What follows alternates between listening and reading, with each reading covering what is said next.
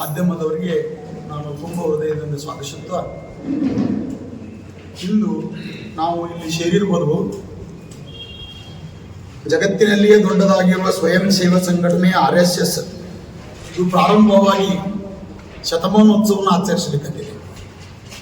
ಅದಕ್ಕಾಗಿ ನಾವೆಲ್ಲ ಸಮಾಜದ ಹಿರಿಯರೆಲ್ಲ ಕೂಡಿಕೊಂಡು ಒಂದು ನಿರ್ಣಯ ಮಾಡಿ ಈ ಬಸವೇಶ್ವರ ವಿಭಾಗದಿಂದ ಒಂದು ಹಿಂದೂ ಜಯಂತ್ಯೋತ್ಸವವನ್ನು ಆಚರಿಸಲಿಕ್ಕೆ ನಾವು ಇಂದು ನಿರ್ಧರಿಸಿದ್ದು. ಮುರಾಣಿಗೇರಿಯಿಂದ ಇಲ್ಲಿ ನಮ್ಮ ಹೇಮರೆಡ್ಡಿ ಮಲ್ಲಮ್ಮ ಸಂಸ್ಥೆ ಹಿಂದುಗಡೆ ಗ್ರೌಂಡ್ವರೆಗೆ ಮೆರವಣಿಗೆ ಮೂಲಕ ಶೋಭಾಯಾತ್ರೆಯನ್ನು ನಡೆಸಿ ವಿಜೃಂಭಣೆಯಿಂದ ನಡೆಸಿಕೊಂಡು ಆಮೇಲೆ ಇಲ್ಲಿ 5:30ರಿಂದ 7:30ವರೆಗೆ ಸಭೆಯನ್ನು ನಡೆಸಲಾಗುತ್ತದೆ. ಇದರ ಮುಖ್ಯ ಉದ್ದೇಶ ಐದು ಉದ್ದೇಶಗಳನ್ನಿಟ್ಟುಕೊಂಡು ಈ ಸಭೆಯನ್ನು ನಡೆಸಲಾಗಿದೆ. ಆ ಉದ್ದೇಶಗಳೆಂದರೆ ಸಾಮರಸ್ಯ, ಪರಿಸರ ಸಂರಕ್ಷಣೆ, ವ್ಯಕ್ತಿ ಮತ್ತು ಸಮಾಜ ಆರೋಗ್ಯವಾಗಿರಬೇಕಾದರೆ ಕುಟುಂಬ ಪ್ರಬೋಧನೆ, ಸ್ವದೇಶಿ ಆಧಾರಿತ ಜೀವನ, ನಾಗರಿಕ ಕರ್ತವ್ಯ. ಈ 5 ಆಧಾರಿತ ವಿಷಯಗಳನ್ನು ತೆಗೆದುಕೊಂಡು ಹಿಂದೂ ಒಂದು ಸಂಘಟನೆಯನ್ನು, ಭಾರತೀಯ ಸಂಸ್ಕೃತಿಯನ್ನು ಉಳಿಸಲಿಕ್ಕೆ ನಾವೆಲ್ಲ ಈ ಸಂಘಟನೆಯನ್ನು ಮಾಡ್ತಾ ಇದ್ದೇವೆ. ನಮ್ಮ ಬಸವೇಶ್ವರ ವಿಭಾಗ 24ನೇ ತಾರೀಕು 3 ಗಂಟೆಗೆ ಪ್ರಾರಂಭವಾಗಿ ಮುರಾಣಿಗೇರಿ ಟೆಂಪಲ್ದಿಂದ ಪ್ರಾರಂಭವಾಗಿ ನಮ್ಮ ಗ್ರೌಂಡ್ವರೆಗೆ ಬಂದು ಇಲ್ಲಿ ಸಮ್ಮೇಳನವನ್ನು ಜರುಗಲಿ. ಮತ್ತೇನಾದರೂ 24 ಹೌದು, ನಾಳೆ 3 ಗಂಟೆ ಸಭೆ ಮುರಾಣಿಗೇರಿ ಒಂದು ದೇವಸ್ಥಾನದಿಂದ ಈಶ್ವರಲಿಂಗ ದೇವಸ್ಥಾನದಿಂದ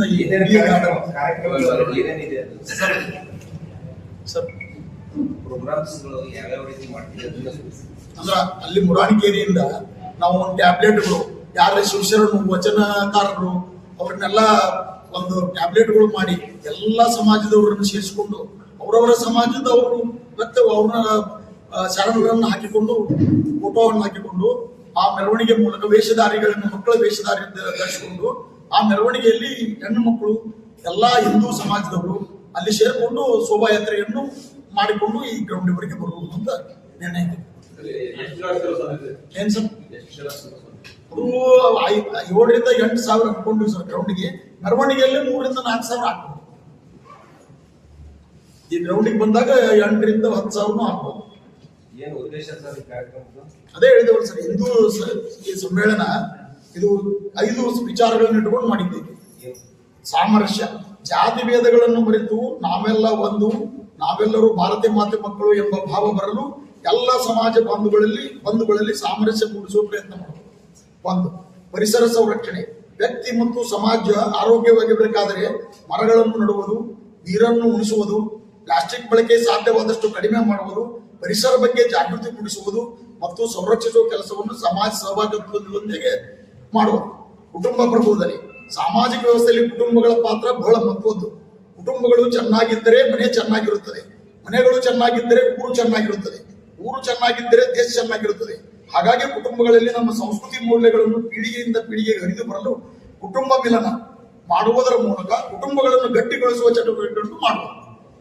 4ನೇದು ಸ್ವದೇಶಿ ಆಧಾರಿತ ಜೀವನ. ದೇಶ ಅಭಿವೃದ್ಧಿ ಹೊಂದಬೇಕಾದರೆ ನಾವೆಲ್ಲರೂ ನಮ್ಮ ದೇಶದಲ್ಲಿ ಉತ್ಪಾದನೆ ಆಗುವ ವಸ್ತುಗಳನ್ನು ಖರೀದಿಸಬೇಕು. ನಮ್ಮ ವಸ್ತುಗಳು ನಮ್ಮ ಬಗ್ಗೆ ನಮಗೆ ಸ್ವಾಭಿಮಾನ ಬರಬೇಕು. ಸ್ವಭಾಷೆ, ಸ್ವಭೂಷಣ, ಸ್ವದೇಶಿ ವಿಚಾರಗಳ ಜಾಗೃತಿ ಮೂಡಿಸುವ ಸಂಕಲ್ಪ ಮಾಡುವ. 5ನೇದು ನಾಗರಿಕ ಕರ್ತವ್ಯ. ಕಾನೂನಿನ ಬಗ್ಗೆ ಎಲ್ಲ ಸಂದರ್ಭಗಳಲ್ಲಿ ಗೌರವಿಸಬೇಕು. ಕಾನೂನಿನ ಬಾಹಿರ ಚಟುವಟಿಕೆಗಳನ್ನು ಮಾಡಬಾರದು. ದೇಶದ ಬಗ್ಗೆ, ಸಮಾಜದ ಬಗ್ಗೆ ಕಾಳಜಿ ಇರಬೇಕು. ಈ ಕಾರ್ಯಗಳು ನನ್ನಿಂದಲೇ ಆರಂಭವಾಗಬೇಕೆಂಬ ಭಾವನೆ ಎಲ್ಲರಲ್ಲೂ ಬರಲು ಪ್ರಯತ್ನ ಮಾಡುವುದು. ಇದು ನಮ್ಮ 5 ಮುಖ್ಯ ವಿಚಾರಗಳು. ಸರ್, ಪ್ರಮುಖರು ಯಾರ್ಯಾರು? 3 ಮಂದಿ ಸ್ವಾಮಿಗಳು ಬರ್ತಾರೆ.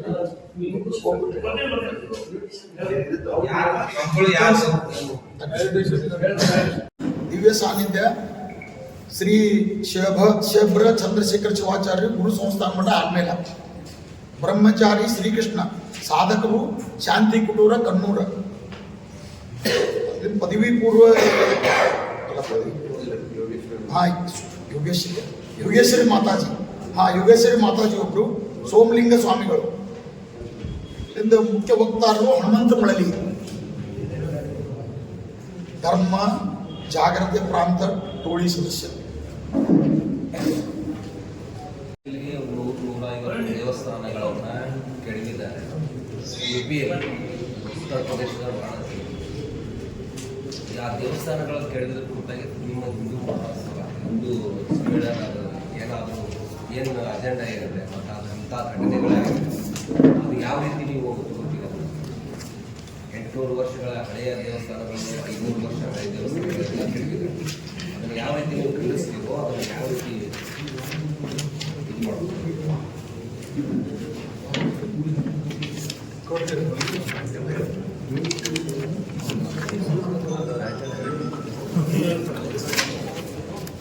ಖಂಡಿಸಬೇಕಾಗತ್ತೆ ಸರ್.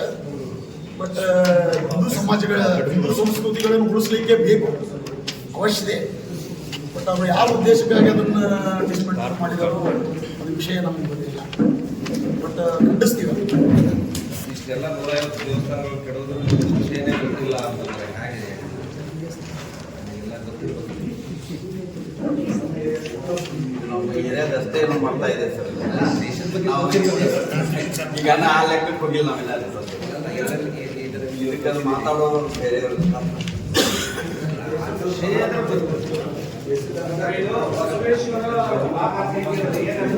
ಹೌದು ಸರ್. ಈ ಬಿಜಾಪುರದಲ್ಲಿ 4 ಭಾಗಗಳನ್ನು ಮಾಡ್ಕೊಂಡಿದ್ದಾರೆ.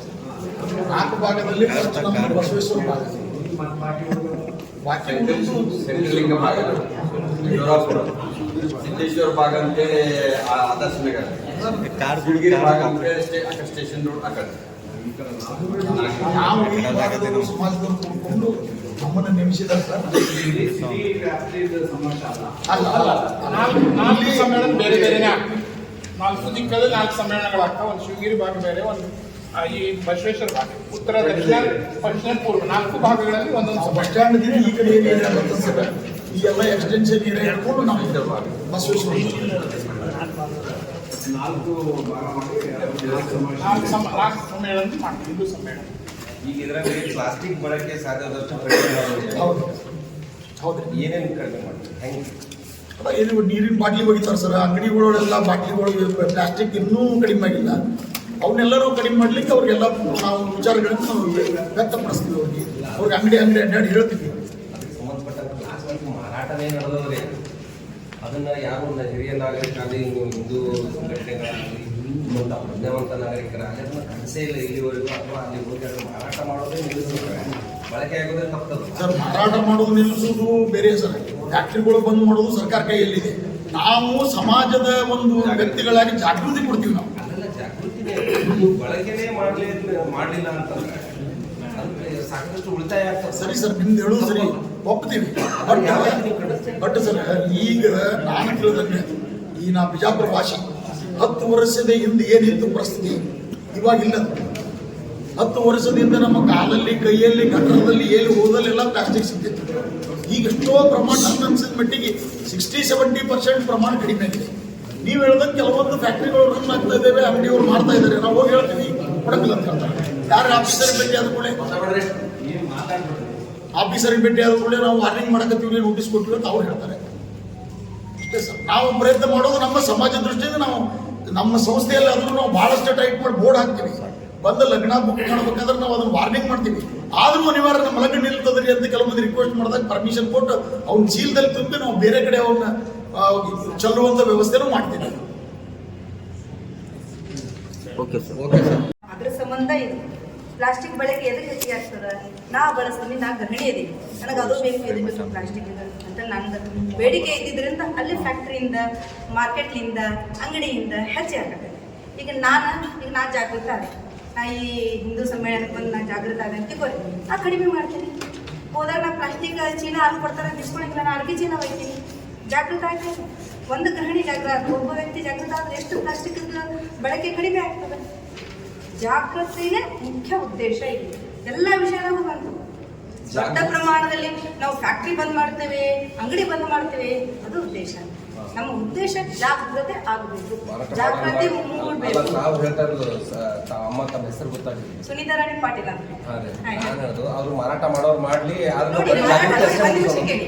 ಮಾರಾಟ ಮಾಡ್ತಾರಲ್ಲ ಅಲ್ಲ, ಅಲ್ಲಿ ಅದು ವಿರುದ್ಧ ನೀವು ಸುಳ್ಳು ಅಲ್ಲಿ ಹೇಳ್ಬೇಕಾಗಿಲ್ಲ. ಬೇಡಿಕೆ ಕಡಿಮೆ ಆಯ್ತು ಅಂದ್ರೆ ಅಲ್ಲ ನೀವು ಪ್ರಜ್ಞಾವಂತರು, ಇಷ್ಟೆಲ್ಲ ತಾಯಂದಿರಿದ್ದೀರಿ ನೀವು ಎಲ್ಲರೂ, ಅದನ್ನ ನಿಷೇಧ ಹೇರ್ರಿ, ಅದನ್ನ ನೋಡಿ, ನಿಷೇಧ ಹೇರುವುದು- ಒಂದ್ ನಿಮಿಷ ಕಂಪ್ಲೀಟ್ ಮಾಡ್ತೀನಿ, ನೀವು ಹೇಳಿ. ಹಾ, ಹೇಳಿ ಹೇಳಿ. ನಾನು ಅದನ್ನ ನಿಷೇಧ ಹೇರ್ರಿ, ಪ್ಲಾಸ್ಟಿಕ್ ಮಾರಾಟ ಮಾಡಲಿಲ್ಲ ಅಂತಂದ್ರೆ ತಗೋತೀರಿ ಯಾಕೆ? ಒಂದ್ ನಿಮಿಷ. ನೀವು ಅದನ್ನ ನಿಷೇಧ ಹೇರೋ ನಿಟ್ಟಿನಲ್ಲಿ ಏನ್ ಇದನ್ನು ಕೆಲಸ ಮಾಡಿದಿರಿ ಅದನ್ನ ಹೇಳಿ. ಆಯ್ತಾ, ಈಗ ನಮ್ಮ ಹತ್ರ ನಿಷೇಧನೂ ಹೇರಬಹುದು, ಆದ್ರೆ ಅದು ಬಹಳ ದಿನ ಮುಂದುವರ್ಕೊಂಡು ಹೋಗುತ್ತೆ. ನಮ್ಮ ಮನಸ್ಸಿನಲ್ಲಿ ಆ ಜಾಗೃತಿ ಮೂಡ್ತು ಅಂತಂದ್ರೆ ತಂತಾನೆ ಬಂದಾಗ್ತದೆ. ಯಾವಾಗ ತಂತಾನೆ ಬಂದಾಯ್ತು ಅಂದ್ರೆ ಅದು ಏನು ಅಂತ್ಯ ಆಗ್ತದೆ, ಕೊನೆವರೆಗೂ ಅಂತ್ಯ ಆಗ್ತದೆ. ಭಾವನೆ ಬರುವುದು ಮನಸ್ಸಿನಲ್ಲಿ ಜಾಗೃತಿ. ನಿಷೇಧ ಸರ್ಕಾರ ಮಾಡಬೇಕು, ನಾವಲ್ಲ. ನಾವು ಪ್ರತಿಭಟಿಸಬಹುದು, ಸರ್ಕಾರ ಮಾಡದೇ ಇರುವ ಮಾಡಿ ಪ್ರತಿಭಟಿಸ್ತೀವಿ ಸರ್. ಆಗ್ರಹಿಸ್ತೀವಿ. ಮಾಡ್ತೀವಿ ಸರ್, ಅದಕ್ಕೆ ನಾವು ತಯಾರಿದ್ದೀವಿ. ಅಲ್ಲ, ನನ್ನ ಪಾಯಿಂಟ್ ಗೊತ್ತಾಯ್ತಲ್ಲ, ಕ್ಲಿಯರ್ ಆಯ್ತಲ್ಲ. ಜಾಗೃತಿ ಆದಾಗ ಮಾತ್ರ ನೀವು ಏನ್ ಬಂದ್ ಮಾಡಿದ್ರಿ? ದೇಶ ಬಂದ್ ಮಾಡಿದೆ. ಜಾಗೃತ ಆದ್ಮೇಲೆ ದೇಶಕ್ಕೆ ದೇಶ ಬಂದಾಗಿದೆ. ಬೇಕಲ್ಲ ಜಾಗೃತಿ. ಯಾರು ಮೂಡಿಸ್ತಾರೆ ಜಾಗೃತಿ? ಫೀಲ್ಡ್ನಾಗ ಇಳಿದ್ಮ್ಯಾಗ ಮೂಡಿಸ್ತಾರೆ, ಮನೆಗೆ ಹೋದ್ಮ್ಯಾಗ ಮೂಡಿಸ್ತಾರೆ. ಅದನ್ನ ನಾವು ಮಾಡ್ತೀವಿ. ಮಾತೇನು ಜಾಗೃತಿ ಅದನ್ನ ಜಾಗೃತಿ ಅದು ಮನಸ್ಸಿಗೆ ಬರಬೇಕು. ಮನಸ್ಸಿನಿಂದ ಆದಂತಹ ಕೆಲಸ, ದೇಶದಾಗ್ಲಿ, ಸಮಾಜದಾಗ್ಲಿ, ಮನೆಯದಾಗ್ಲಿ. ನಾವು ಯಾವ್ದು ನಿಯಮಗಳನ್ನು ತಂದ್ವಿ, ಕಾನೂನುಗಳನ್ನು ತಂದ್ವಿ, ಅದು ಕೇವಲ ಪುಸ್ತಕದಲ್ಲಿ ಮಾತ್ರ ಹೊರತು, ಕೋರ್ಟ್ ಕಚೇರಿಗೆ ಮಾತ್ರ ಹೊರತು, ಯಾವಾಗ ಅದು ಮನಸ್ಸಿಂದ ಕೈಯಿಂದ ಎಕ್ಸಿಕ್ಯೂಷನ್ ಆಗ್ತದಲ್ಲ, ಕೃತಿ ರೂಪದಲ್ಲಿ ಬರ್ತದಲ್ಲ, ಅವಾಗ ಮಾತ್ರ ಸುಧಾರಣೆ ಆಗ್ತದೆ. ಅದನ್ನ ನಾವೇನು ಮಾಡ್ತಾ ಇದ್ದೀವಿ. ಅದಕ್ಕೆ ಏನೇನು ರೂಪಿಸಿರಿ ಹೇಳ್ರಿ ಕಾರ್ಯಕ್ರಮ? ಯಾವುದಕ್ಕೆ? ಜಾಗೃತ ಮೂಡಿಸೋದು ಯಾವ ರೀತಿ? ಜಾಗೃತ ಮೂಡಿಸೋದಕ್ಕೆ ನೋಡಿ, ಮೊದಲು ನಮ್ದು ಗೃಹ ಸಂಪರ್ಕ ಆಯಿತು. ಈಗ ಸಂಘದಲ್ಲಿ ಸಂಘ ಶತಕ ಆಗಿದ್ದಕ್ಕೆ 7 ಕಾರ್ಯಕ್ರಮಗಳಾಗಬೇಕು ಅನ್ನೋದಿತ್ತು. ಅದರ ಒಂದು ಸಂಚಲನ ಆಯಿತು. ಈಗ 2ನೇದು ಮನೆಗೆ ಹೋಗಿ ಗೃಹ ಸಂಪರ್ಕ ಆಯಿತು. ಗೃಹ ಸಂಪರ್ಕದಲ್ಲಿ ಏನು ಹೇಳಾಯಿತು? ಅದೇ ನಿಮ್ಮಲ್ಲಿ 5 ಭಾರತ ಮಾತೆಯಲ್ಲಿ ಕೊಟ್ಟಿದ್ದಂತಹ 5 ನೋಡಿ, ಘೋಷಣೆ ಇದೆ ನೋಡಿ, ಅವುಗಳನ್ನೇ ಹೇಳಾಯಿತು. ಪಂಚ ಪರಿವರ್ತನೆ ಆಗಬೇಕಾಗಿದ್ದು ಎಲ್ಲಿಂದ? ನಮ್ಮಿಂದನೂ ಅಲ್ಲ, ನಮ್ಮಿಂದ ಪ್ಲೂರಲ್ ಫಾರ್ಮೇ ಇಲ್ಲ, ಸಿಂಗಲ್ ಫಾರ್ಮ್, ನನ್ನಿಂದ ಅಂತ ಆಗ್ಬೇಕಿತ್ತು. ಅದಕ್ಕೆ ಏನಾಗಬೇಕು? 1ನೇದು ಕುಟುಂಬ ಪ್ರಬೋಧನೆ ಆಗಬೇಕು. ಕುಟುಂಬ ಯಾವ ರೀತಿ ನಮ್ಮ ಹಿಂದೂ ಧರ್ಮದಲ್ಲಿ ಗಟ್ಟಿಯಾಗಿರ್ಬೇಕು ಅದನ್ನೆಲ್ಲ ಹೇಳಿದ್ರು. ತಾಯಿಯ ಪಾತ್ರ ಏನು, ತಂದೆ ಪಾತ್ರ ಏನು, ಅದನ್ನ. ನೆಕ್ಸ್ಟ್ ಪರಿಸರ ಸಂರಕ್ಷಣೆ, ಹೇಳಿದ್ರಲ್ಲ ಪರಿಸರ ಸಂರಕ್ಷಣೆ ಏನು? ಬರೀ ಹೇಳಿದ್ರೆ ಆಯ್ತಾ? ಕೆಲಸ ಮಾಡ್ಬೇಕಾದ್ರೆ ಗೃಹ ಸಂಪರ್ಕ ಆಗಿದೆ. ನೀವು ಅದನ್ನ ವರದಿಸಕ ಅದನ್ನ ಹೇಳ್ಬೋದು, ಎಷ್ಟು ಗೃಹ ಸಂಪರ್ಕ ಆಗಿದೆ. ಇಲ್ಲಿ ನಮ್ಮ ಬಸವೇಶ್ವರ ವಿಭಾಗದಲ್ಲಿ ಮಾತ್ರ ಎಷ್ಟು ಗೃಹ ಸಂಪರ್ಕ ಆಗಿದೆ ಅಂತಂದ್ರೆ ನಾವು ಅದನ್ನ ವರದಿಸಕ ನಮ್ಮಲ್ಲಿ ಸಂಖ್ಯೆ ಇದೆ. ಅದನ್ನು ಪ್ರತಿಯೊಂದು ಮನೆಗೂ ಹೋಗಿ ನಾವು ಕೊಟ್ಟಿದ್ದೇವೆ. ಮತ್ತೆ ಇದನ್ನೇ ಮತ್ತೆ ಸಂಘ ಪ್ರತಿ ಮನೆಗೂ ಹೋಗಬೇಕು, ಪ್ರತಿ ಮನಕ್ಕೂ ಹೋಗಬೇಕು ಅನ್ನೋದು ಸಂಘದ ಒಂದು ದೃಷ್ಟಿ, ಸಂಘದ ಉದ್ದೇಶ, ಕಾರ್ಯಸ್ವರೂಪ.